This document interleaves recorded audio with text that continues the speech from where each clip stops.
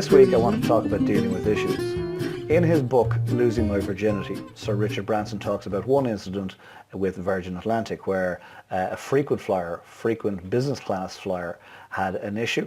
Her electronic wheelchair was damaged and she was not very well treated, it would appear, and therefore she said, that's it, never flying Virgin again, I'm taking all my business to British Airways. Now that didn't help because British Airways was Virgin's nemesis.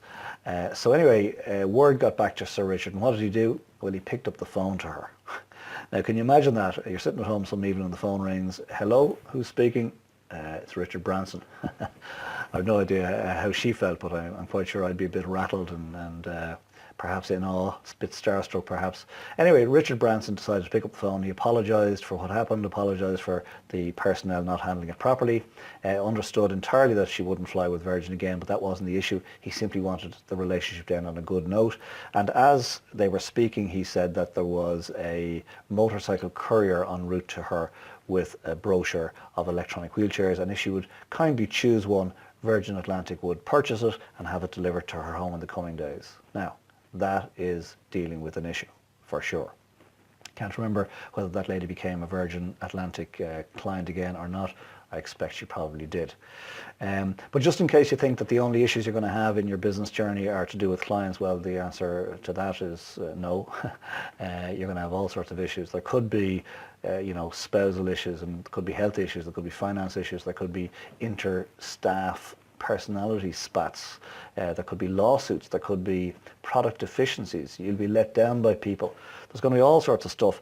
The issue here is that issues, unresolved issues, issues that are not handled, can be like cancerous cells in the body. They need to be handled. They can't be just brushed under the carpet and, that'll never raise its head again, because there is a tendency for issues that get brushed under the carpet to actually raise their heads at a point in the future, and when they raise their heads, they tend to be uglier.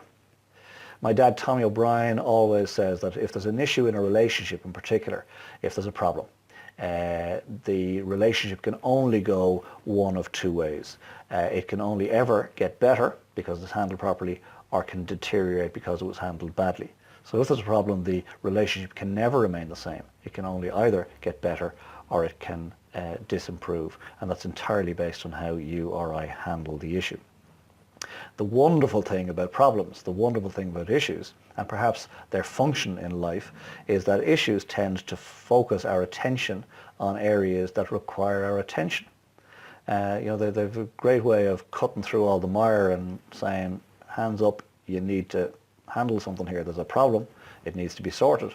And if you can sort it and sort it quickly and sort it effectively, well then you can actually increase your speed towards your end goal. If you don't, it'll be like a dead weight that'll drag you along and ultimately slow down the process.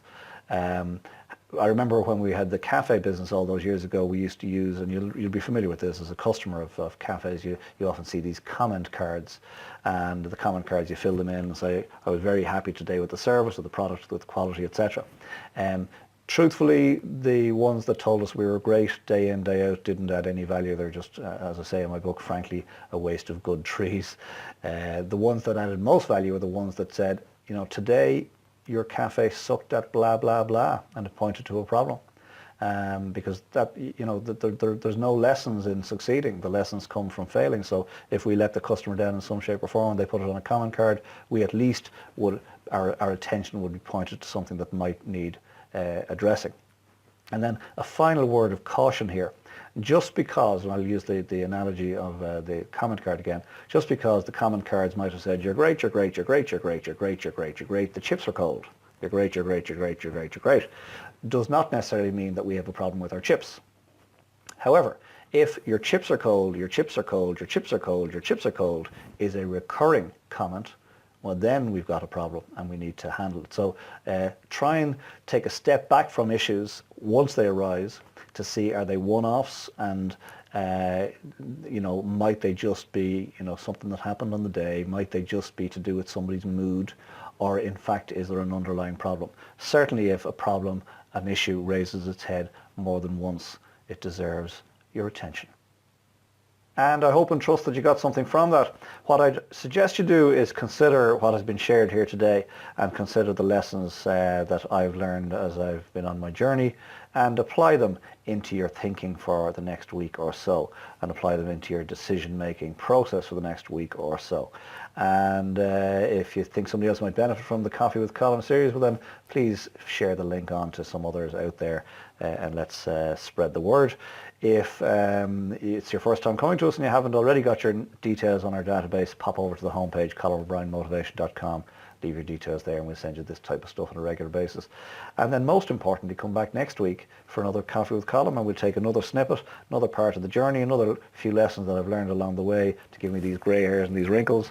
And let's share a coffee together and see where it leads. But in the meantime, have a great week. And make sure you get some great coffee too. Bye for now.